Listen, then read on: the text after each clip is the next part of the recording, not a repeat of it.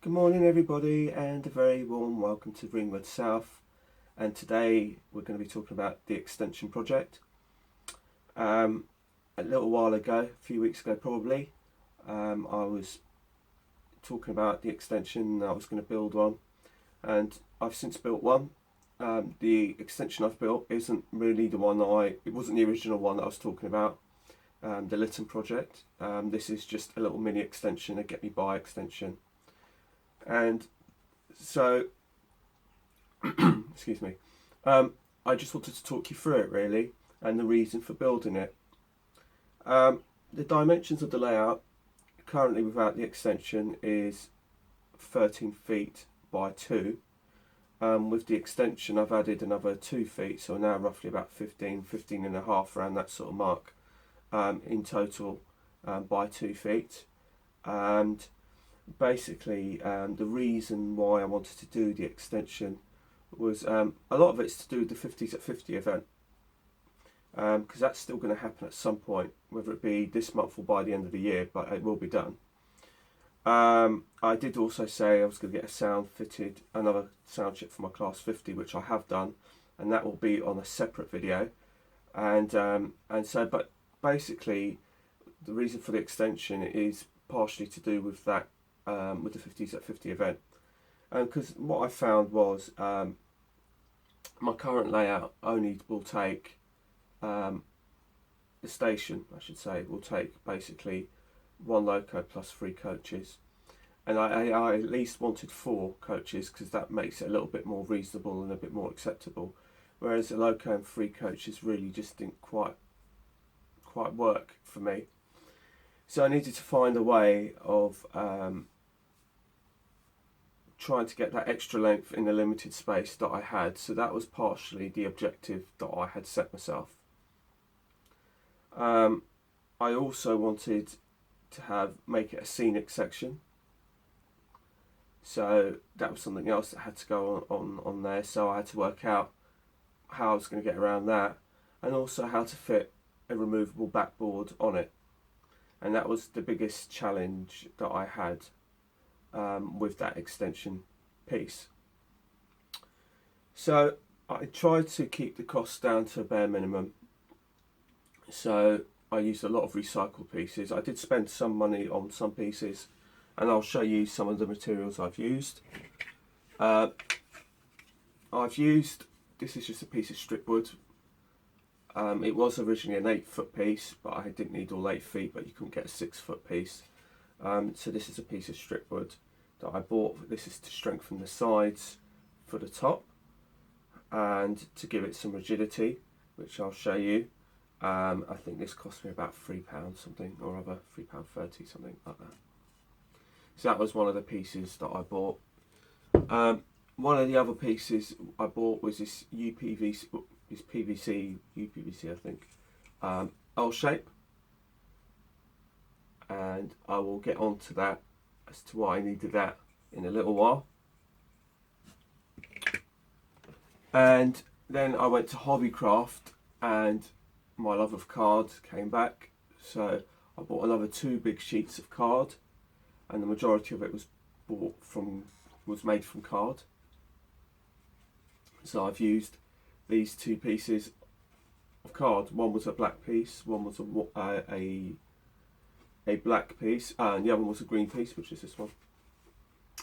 And basically, for the build, I could basically use any colour that they had, to be truthful. And this was the cheapest mount board that I could find. It's £3 a sheet from Hobbycraft. But I usually, when I buy card for specific projects, I always like to try and pick the colour that will resemble what I'm doing, because it helps me visualise where everything's going to go.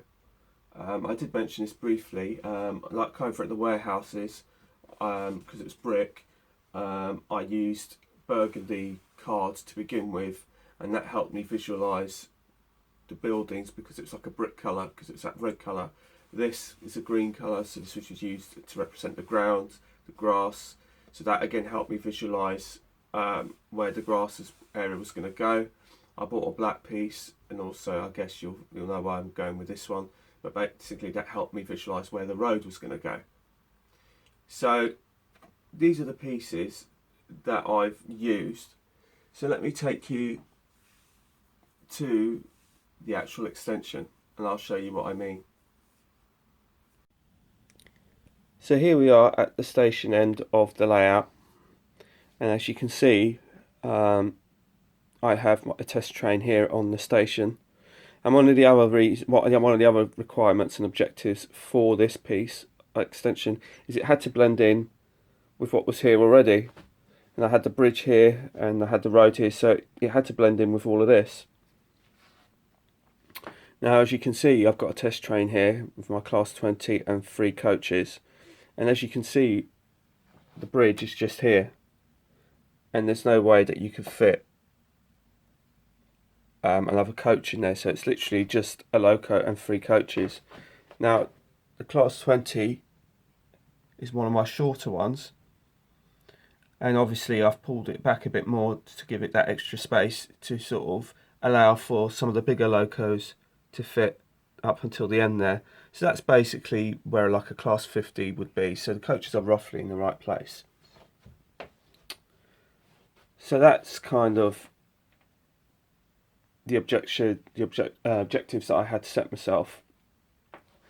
Now, those of you who follow me from Behringer will know that I've played about with drop down sections and lift out sections and lift up sections before. And one of the things that I'd learnt from Behringer was it had to be a drop down section, and also that I wanted the scenery, the bulk of the scenery, to be on that section, that drop down section, because I didn't want to have to keep setting up the lift up section every time I wanted to use the layout, and then I'd kind of go, oh well, I can't be bothered to do that, so I won't bother. So that's why I wanted to make sure that the majority of the scenery was attached to the lift up, to the drop down section, I should say. The reason for the drop down section, as it will become apparent shortly. And as you can see, as we begin to have a look, you can see that there's the bridge, and that bridge has to overlap onto this bridge to hide the joint. That was another kind of little tricky thing to get over, because I didn't want it to conceal the joint. And as you can see, what happens is with the 2 tracks here is they will rise to meet up these 2 tracks here. If you're going up the other way, going to a lift up, what ends up happening is that if you put the tracks right up against these ones, they won't align properly, and then they'll start rubbing, and then you have to leave a gap as well in order for it to clear it, which is why it has to be a drop down section and not a raised section, which is what I learnt. If we have a look at the actual drop down section itself and I rewind, you can see that the bulk of the scenery is already on the drop down section already, so I don't have to go spending time setting too much up. It's already there, virtually done already. So what I'll do is I'll raise it and I'll show you what it looks like in position. Hello, so here we are on the end of the board, and I'm on my knees now to show you my lift up section, and I'm going to show you in real time just how quick it is to put it up. So as you can see, it's already dropped down, the scenery is already virtually here complete, and I'll talk you through the scenery once it's up, and I'm just going to show you how this works. So what I've got is, I haven't got proper legs for this yet, but I've been using my tripod, and I've just making do with another tripod at the moment to basically film it. So here is my usual tripod that I use, but I'm using this as the legs at the moment for this lift up section. So I'm just going to reverse out a bit, and then I'm going to raise it. And as you can see, the lift up section raises to meet the rest of the layout, and as you can see, the bridge here is going on top of the other bridge to conceal the join. And then what that happens is that goes up to there, and I'll just put the tripod underneath, and now this is all done. It's all raised. That's it, hands free, and it's up just like that. So this is a slightly different view that you have, and the reason why I'm showing you this view is before I put up the Backscene, I wanted to show you the dilemma that I had with it.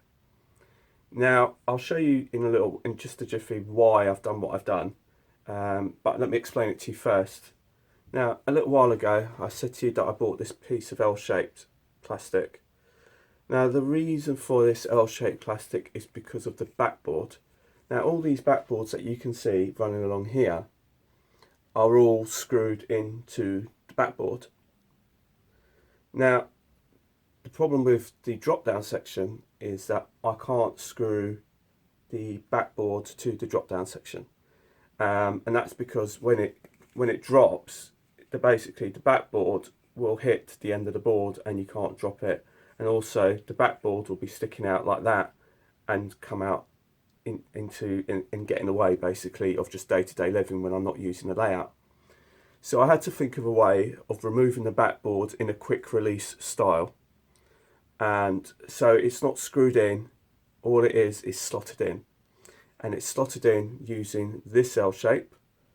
And basically it slots in down here, down one side where there's a gap, and the other bit is screwed to the board. So there's enough of a gap there to actually keep the board upright. And then basically the backboard then slots into the gap, which I'll show you shortly. And then it's then secured using one of these little clips here to keep it straight up the top. Now, I don't know if this is I'm going to show you this properly because I haven't really showed you this, how I've done the Backscene. But this is how I now do my Backscenes, and I used to do it as a sky blue, and I was really happy with that because after trying all the photographic Backscenes, it really didn't work for me. I was looking for an alternative. And the sky blue I originally started doing before I used the photographic Backscenes. But I come across this technique and I thought I'd show it to you a bit more close up and personal. And this is basically a whiteboard and it's just misted over with blue spray paint. And you kind of get this kind of mottled effect which kind of looks like clouds. And I think it looks much better than the sky blue effect, and I'm really, really happy with it. So I'll show you what the paint is that I actually used. So the paint I've actually used for this, and I've used it on this is just this one tin that I've used the whole way through the layout, is this Wilko's gloss spray paint. It doesn't have a colour on it, I don't think. Oh yes, it does. Gloss Moody Blue, apparently. That's what it's called.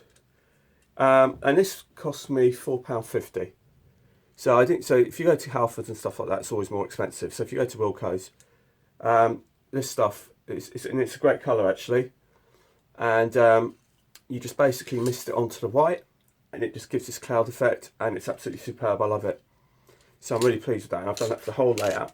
And the great thing about this is that the extension doesn't really necessarily look like extension, because now, whereas before when I built an extension at Behringer, and if I was using a photographic Backscene, then the new Backscene might not necessarily marry into the old one. Whereas with this technique, it all just blends seamlessly and you couldn't even tell, and you just think it's all part of the same layout. And that's the great beauty of using this technique, or of using just painting your backboards blue, because it doesn't matter how many times you extend it, as long as you've got the right colour to hand, it will always just blend in. Whereas when you've got photographic Backscenes like I did at Behringer, and you know, you're trying to marry it up, the old with the new, it doesn't necessarily always work, and then you're fumbling for buildings and trees and trying to find ways of trying to disguise all the joins that you've created. And these are all things that I've learnt along the way from my Behringer layout build. So let's get on to the extension itself, and you'll see what I've done. So in this next clip, I'm going to show you how I put the backboard up. Now, as you can see, there's no Backscene on this at all yet.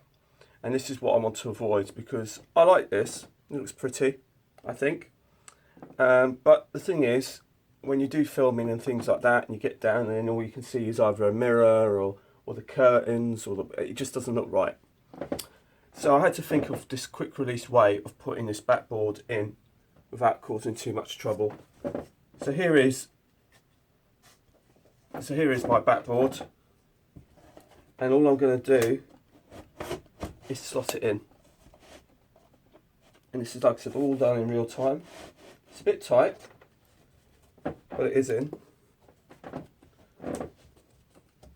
And basically, I then line it up with here, and then that is that done. That's it, and that's in, and that's not going in anywhere. And basically what I've done is I've left this L-shaped gap on the edge, so it can just basically slot into the gap. It sits on the L shape, and basically it's then clipped on the top to ensure that it's aligned with the rest of the layout. And now when you do filming from this side, from that side that you're viewing it, you can get great shots without having the curtains or the wardrobe or whatever it is you've got going on in the background in the way, distracting you. And now it all just looks seamless.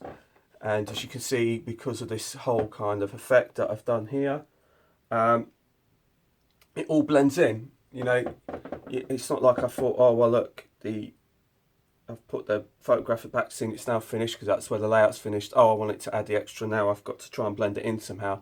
This is all seamlessly, it all works together, and it just looks like it's supposed to be here all the time.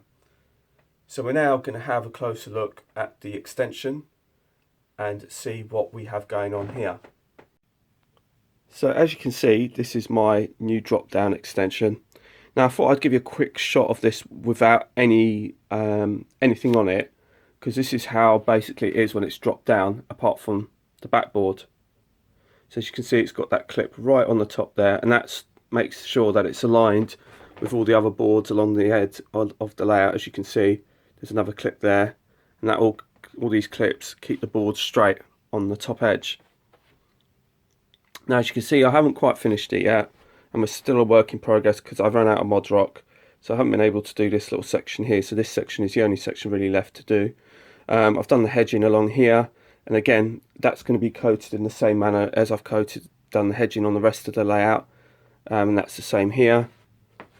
That's a level cross, and that will go across there. I need to put a section in there.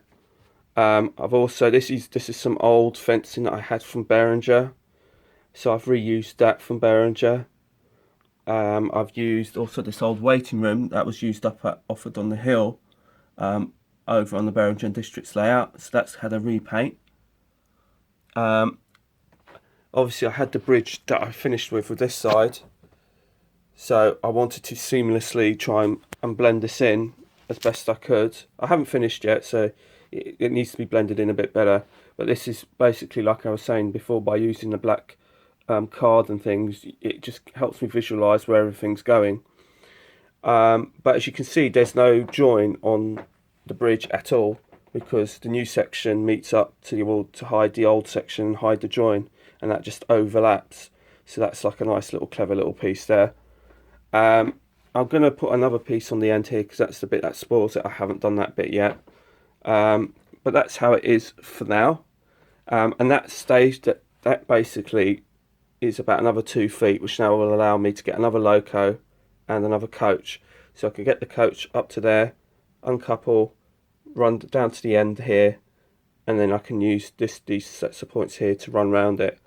And if I don't really fancy using the drop down section, I've still got these 2 points here, so I can still do what I was doing previously.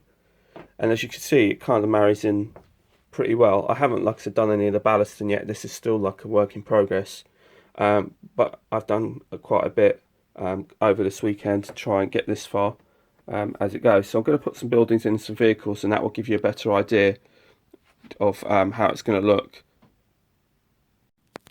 So I've just put a few buildings on and a few vehicles on, just to give you a flavour of what I'm aiming for. Basically this pub here was one that came over from Behringer as well. Many of you will know that that was like the village pub right in the corner before the folly went up. So that was another building that I had, and I'm just trying to incorporate as much as I could from Behringer onto this layout, buildings wise. And I just thought it'd be a nice touch to have the building there at the pub there. I always wanted to incorporate it onto the layout, but I wasn't quite sure how that was going to work out. But luckily, it's worked out really, really nicely.